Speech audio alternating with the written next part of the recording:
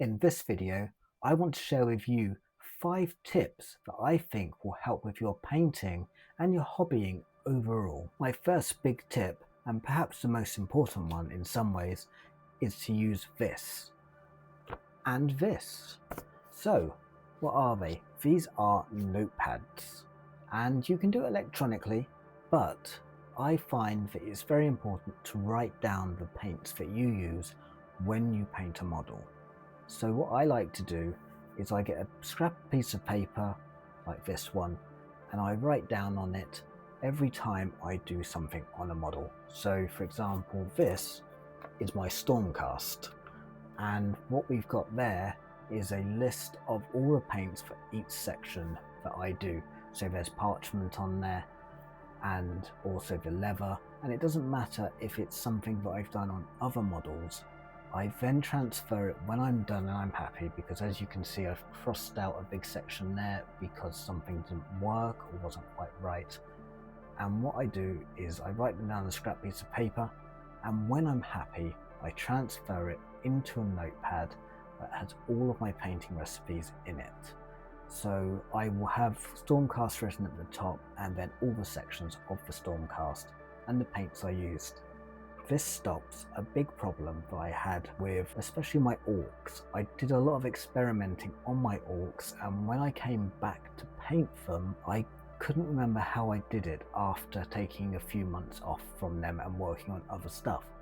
So it's very important to write down what you use, and that way you can get some consistency and you never get stuck wondering what it is that you did last time to achieve the goal. My second tip is to experiment on one thing on each group or model that you do. So if you're doing a group of 10 troops for an army, then maybe change up how you do one thing on one of them. It allows you to try new techniques and see if there is a way of doing stuff that you prefer. So maybe you'll do the leather ever so slightly different, maybe you'll do an armor panel ever so different, and if you do this just on one model, it doesn't overpower or change the overall aesthetic of your army, but it does allow you to improve over time and try out new techniques. My third tip is very important, and it stops you setting unrealistic expectations. Don't compare yourself to someone who's been painting for longer than you. They may just be more gifted naturally, they may have practiced for longer, and most definitely do not compare yourself to social media. That shows you the top 1%, maybe even the top 0.1%. You don't want to be going by what you see on Instagram and other social medias, because they've had great photography, great editing probably after on the model, and they are only showing you their very best work. Is not going to be what you will be seeing when you go to play a game with other people and what they have across the table. In fact, just having your models painted is probably more of an achievement than 80% of people in the hobby. My fourth tip is to pick a colour scheme that you like. Don't worry what the box art says, go with what you want.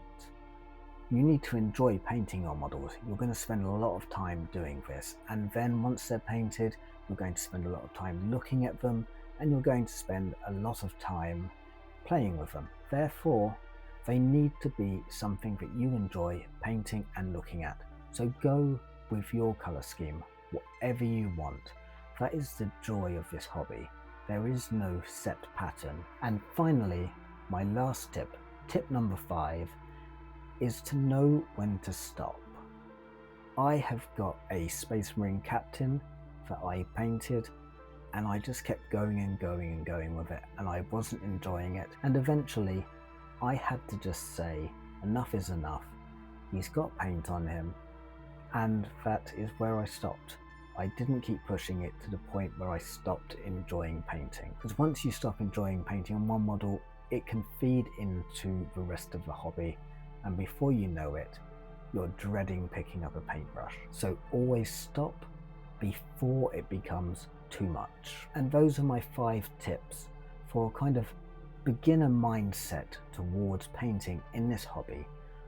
They don't have to be for beginners, they can be for anyone, but they are a mindset rather than a technique, and that is very important to enjoying your time painting. Let me know down in the comments some tips you have that are less technique and more mindset, and I'll catch you all in the next video.